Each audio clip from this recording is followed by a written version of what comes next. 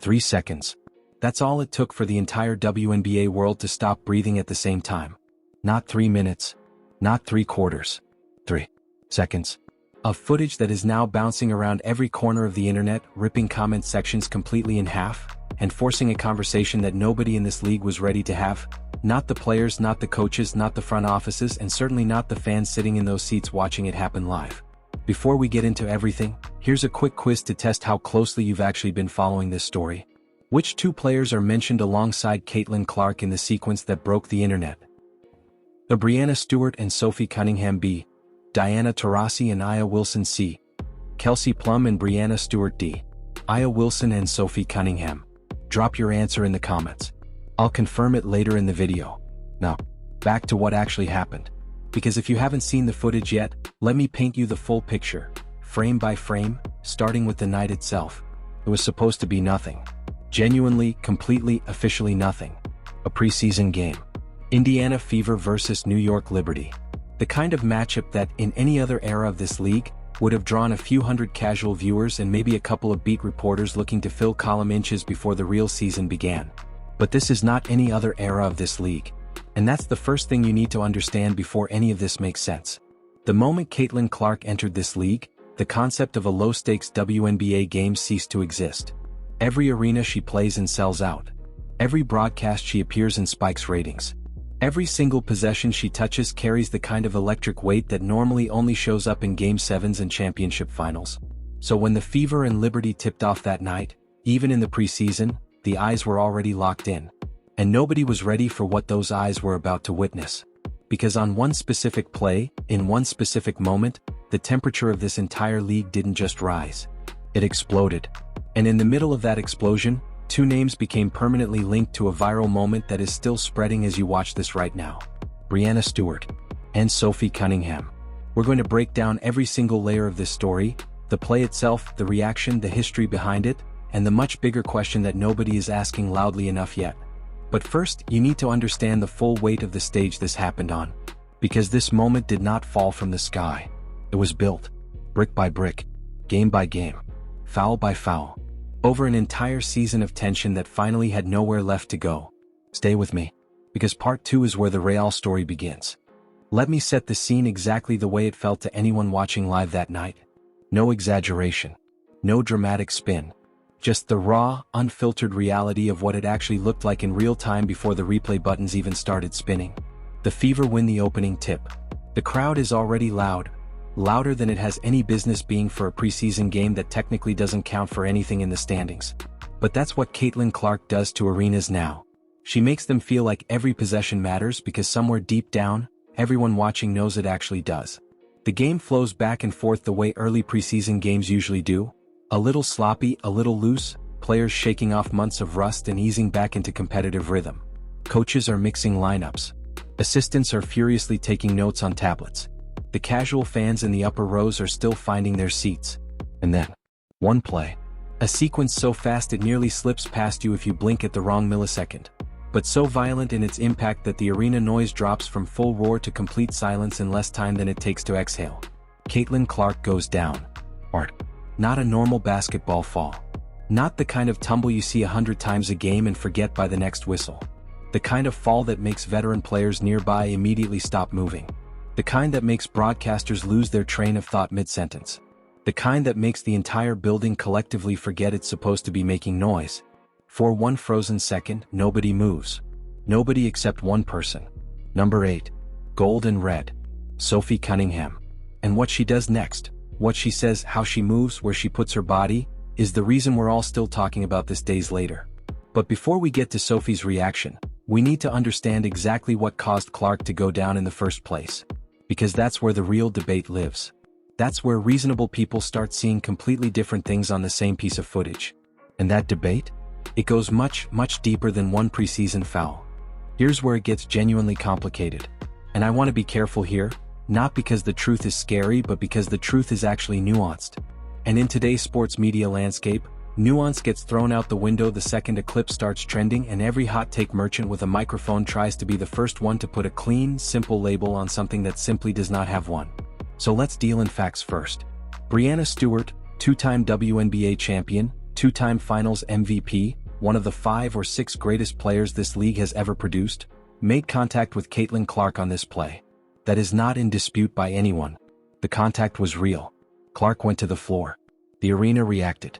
What is in dispute is the intent behind that contact, and whether it crossed any line. Stewart has not been suspended. She has not been fined. She has not been formally disciplined by the league in any official capacity following this incident. That matters. That is a fact that deserves to sit in your brain for a moment before you form a strong opinion either way. Some people watch the footage and see a clean, if hard, basketball play. A contest. A battle for position that got physical in the way that high-level basketball occasionally does between two elite competitors going hard at each other. Other people watch the exact same footage and see something that looks deliberate. Something that looks like a message. Something that looks less like basketball and more like a veteran sending a very specific note to a very specific player about who runs this league and who is still a guest. Both groups watch the same video. Both groups are absolutely convinced they are right. And both groups are flooding comment sections with the kind of passion that tells you this is not really about one play anymore. It never was. Because this moment, this specific play, this specific night, is the latest chapter in a story that started the moment Caitlin Clark was drafted #1 overall and stepped onto a professional basketball court for the very first time. A story about targeting. About physical intimidation. About a league wrestling publicly and painfully with its own identity. And Sophie Cunningham's reaction to what she saw happen to her teammate is the moment that reaction finally had a face, a name, and a jersey number attached to it. We'll get to Sophie in a moment. But first, the answer to the quiz from part 1. The answer is A, Breanna Stewart and Sophie Cunningham. If you got it right, prove you're locked in, drop a comment below right now. Because in part 4 we're going to go deeper into who Sophie Cunningham actually is. And trust me, her story is not what most people think it is. Most casual fans had to Google her name the next morning. That tells you everything. In a league full of decorated stars, players with MVP trophies and Olympic gold medals and million-dollar endorsement deals and their own signature shoes, Sophie Cunningham is not the name that shows up first on the highlight reels. She is not the one drawing the primetime broadcast packages or the Sports Illustrated features or the social media followings that climb into the millions overnight. She is something rarer than all of that. She is the player that other players genuinely do not want to deal with. Sophie came out of the University of Missouri, SEC basketball, where she became the program's all-time leading scorer, crossing 2,000 career points in a conference that does not hand that distinction out gently to anyone. She was physical from day one. Relentless from day one. The kind of player who would rather take a charge directly to the chest at full speed than concede an easy layup to someone taller, faster, or more famous than her. Phoenix Mercury took her 13th overall in the 2019 draft. And then the grind began. Ankle injuries, knee problems, roster bubbles and training camp cuts and seasons where her spot on the team was never fully guaranteed no matter how hard she worked. Years of watching other players get the cameras and the contracts and the cultural moment that she earned with every single minute of her career but never quite received in return. And through all of it, she never softened. Never backed down. Never stopped being exactly the kind of player that makes coaches sleep better at night even when it makes highlight packages harder to produce. We saw a famous moment between her and Diana Taurasi during a Mercury practice. A confrontation that became locker room legend because Sophie, a young reserve player at the time, refused to yield to arguably the greatest player in the history of this league. That was not stupidity. That was identity. That was Sophie Cunningham announcing, quietly but firmly, that no name on a jersey, no matter how legendary, would ever make her smaller. When the Indiana Fever acquired her this past offseason, most headlines called it a depth move. The people who actually understood it called it something different. They called it insurance. They called it muscle. They called it a deliberate, conscious decision to put someone on the floor next to Caitlin Clark who would refuse to let physical intimidation go unanswered on any given night. And on the night of this preseason game against the Liberty, that investment paid off in a way nobody predicted. Because Sophie Cunningham did not just react to what happened to Clark. She defined what this Fever team is going to look and feel like in 2026. And the league has not stopped talking about it since. She moved before the whistle blew. That detail matters more than anything else I'm about to tell you. Sophie Cunningham did not wait for the referee to stop play. She did not look to the bench for instructions. She did not quietly process what she had just witnessed and file it away for a conversation in the locker room later. She moved. Immediately. Instinctively. Like someone whose body made the decision before her brain even had a chance to weigh in. The footage shows her closing the distance between herself and the play with an urgency that is genuinely jarring to watch in slow motion. Her posture, her eyes, the way her entire body language communicated one single message to everyone on the floor and everyone watching in the arena and everyone who would eventually watch the clip millions of times on their phone screens at home. This is not happening. Not tonight. Not to her. Not on my watch. Words were exchanged. We know that much. The cameras caught the interaction clearly even if the audio doesn't pick up every syllable. The body language alone told the full story. Sophie stepped into the situation without hesitation, and the message she sent was unmistakably clear to every single person watching. The crowd, already on its feet after Clark went down, reacted to Sophie's response with a noise that I genuinely cannot find a precise word to describe. It was not quite a cheer. It was not quite a roar. It was something in between, the sound of an entire building simultaneously relieved and electrified and slightly terrified by what they were witnessing unfold in real time. Social media took 24 hours to fully absorb it. Then it exploded. The clip hit Twitter first, the way these things always do. Then Instagram. Then TikTok, where it looped endlessly in between reaction videos from former players and talking heads and fans and commentators who haven't watched a WNBA game in years but suddenly felt very strongly about this particular moment. Within 48 hours, it had been viewed tens of millions of times across every major platform. And the comments. Oh, the comments. Half of them were celebrating Sophie Cunningham as a hero, the protector Clark deserved, the enforcer the Fever needed, the teammate every star player dreams of having standing next to her in tough moments. The other half were questioning everything about the reaction, asking whether it escalated a situation that might have cooled down on its own, asking whether the physical response was appropriate, asking whether the league needs this kind of energy heading into a season with so much riding on it. Both conversations are happening simultaneously right now, and neither one is fully wrong. But there is a third conversation buried underneath both of those, one that is darker, older, and far more important than anything that happened in this single preseason game. Let me ask you something directly. If Caitlin Clark were not the most visible and marketable player in the history of women's basketball, if she were just another talented guard on a mid-tier roster with a small following and a quiet social media presence, do you honestly believe she would be getting fouled at the rates she is getting fouled at right now? Sit with that question for a second before you answer it. Because the data is not subtle. It is not ambiguous. It is not something you need to squint at or interpret generously to see what it is actually saying. Since her first day in this league, Caitlin Clark has been the most physically targeted player on the floor in nearly every game she plays. She gets fouled harder and more frequently than her usage rate justifies. She gets hit on plays away from the ball, screens, cuts, off-ball contact that has no basketball purpose but sends a very clear message to anyone paying attention. She took an eye poke from DJ Carrington that left her with a visible injury that any normal person would be appalled by. And then Carrington mocked the incident on social media, with help from Clark's own teammate at the time, Nalissa Smith, and the collective shrug from the broader sports media establishment was deafening in its silence. We watched Chindi Carter bodycheck her in open space in a moment so brazen and so unnecessary that even journalists who had been carefully neutral about Clark's situation could not explain it away as competitive basketball. We have watched veteran players openly admit in interviews, sitting in front of cameras and microphones, that they want to make Clark's life physically difficult every chance they get. And somehow those admissions have not generated the kind of outrage they would generate if the player being targeted looked different, played in a different league, or had a different kind of fan base watching over her.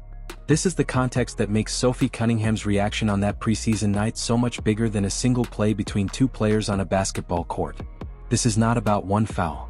This is about a season's worth, and more, of accumulated physical pressure on one player, and the first time someone wearing the same jersey as that player decided publicly and visibly and on camera that enough was enough.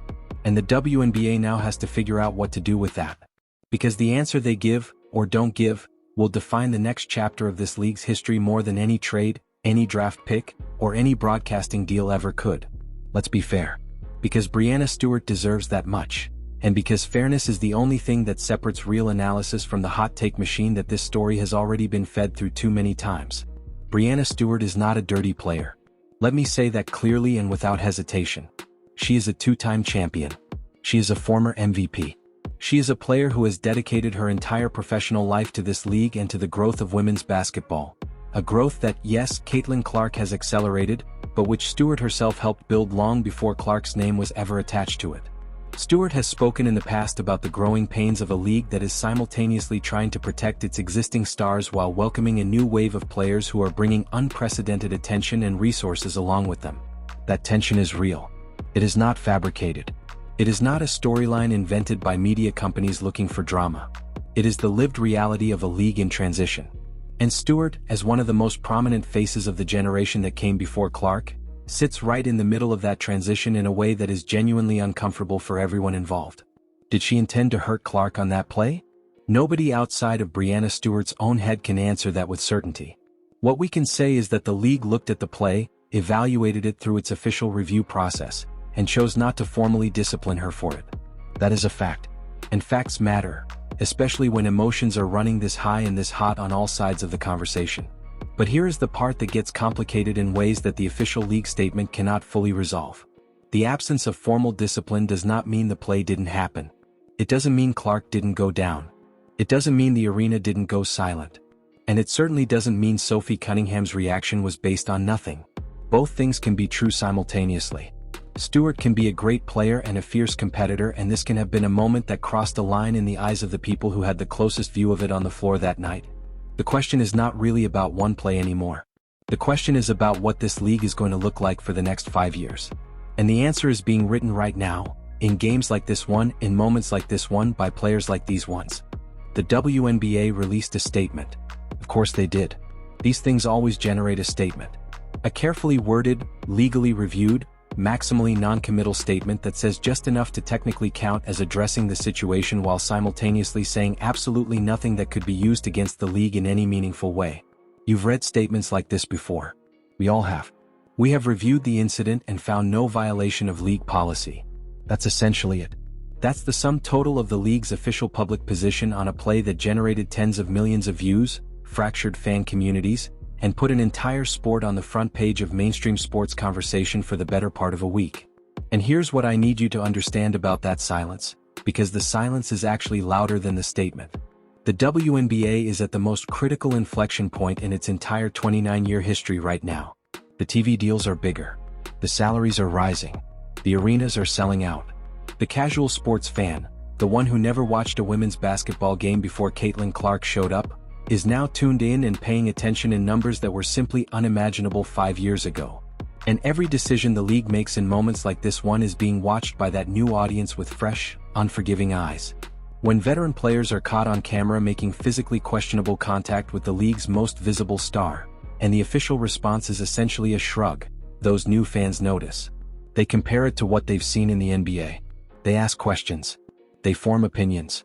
And some of them, a percentage that the league genuinely cannot afford to lose, decide that maybe this sport doesn't have the infrastructure to protect its players the way it should. That perception problem is real. And a boilerplate statement does not fix it. What fixes it is action. Consistent, visible, fair action that tells everyone watching, players, fans, media, that physical intimidation on a basketball court has consequences regardless of who is doing the intimidating and who is being intimidated. The league has not fully delivered that message yet. And until it does, moments like this one, the play, the reaction, the chaos, the viral clips, are not going to stop. They're going to keep coming. More frequently. With higher stakes. And more important games. Sophie Cunningham understood that before the league's communications department had even started drafting their statement. That's why she moved before the whistle blew. Let's talk about what actually changed after that night. Because beyond the viral clip, beyond the social media war, beyond the statement and the non-suspension and the millions of hot takes, something genuinely, tangibly shifted inside the Indiana Fever organization after this moment. Something you can measure not in words but in atmosphere. The Fever are no longer a team that is just hoping Caitlin Clark is healthy enough to carry them to wins. They are a team with an identity. And that identity was forged, in a very real way, on the night Sophie Cunningham decided she was not going to stand silently and watch her teammate get hurt without responding. Think about what that does for a locker room. Think about what it does for Caitlin Clark specifically, a player who has spent her entire first season in this league absorbing physical punishment that would have ended careers of lesser competitors, doing it largely without visible backup from the people wearing the same jersey as her. Now she knows. Now the entire league knows. The Fever have someone who will step in. Someone who will step up. Someone who will make the physical cost of targeting Clark high enough that defenders have to at least consider the consequences before they decide to send another message. That is not a small thing. In basketball, in any physical sport, the knowledge that your team will protect you changes how you play. It changes how freely you move. It changes how confidently you attack. It changes the math for the players trying to limit you. And if Caitlin Clark plays even 10% more freely this season because defenders know Sophie Cunningham is watching, that 10% could be the difference between a playoff run and something much, much more than that. The rest of the league is watching the Fever differently now. And the rest of the league's coaching staffs are having conversations in film rooms right now about how to handle a team that no longer just has a superstar, but has a superstar with someone standing guard. That changes everything. But there is one more thing we need to talk about. One more layer underneath all of this. One more question that nobody is quite willing to ask at full volume yet. And it might be the most important question of the entire 2026 season. Here it is. The question nobody wants to answer on record. How much of what has happened to Caitlin Clark, the fouls, the eye pokes, the body checks, the explicit veteran admissions that they want to make her life hard, how much of it would have happened if she was welcomed into this league differently from the very beginning? That is not an accusation. It is a genuine, honest question that deserves a genuine, honest answer. Because what we have watched over the past season and a half is not simply a collection of unrelated physical incidents. It is a pattern.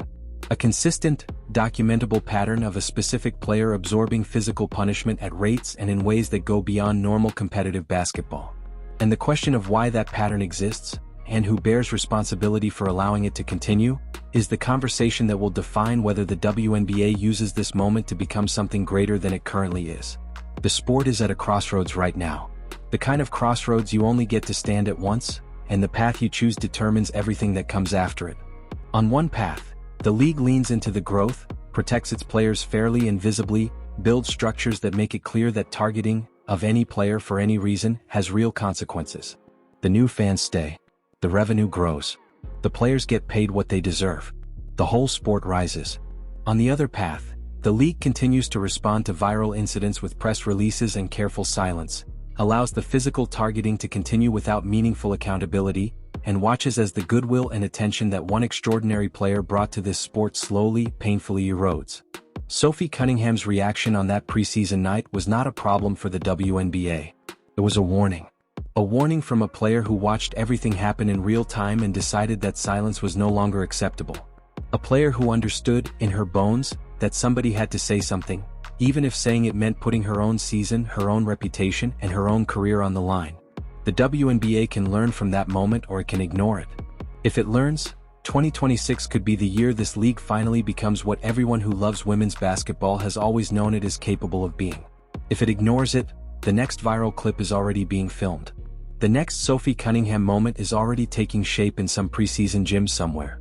And the next time it happens, the cameras are going to be even bigger. The audience is going to be even larger. And the question of what this league actually stands for is going to be even harder to avoid.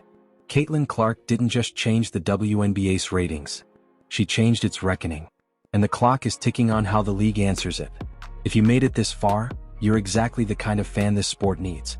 Drop your thoughts in the comments, smash that like button, and subscribe if you want to be the first to see the next breakdown. The 2026 season is just getting started. And if this preseason is any indication, we haven't seen anything yet.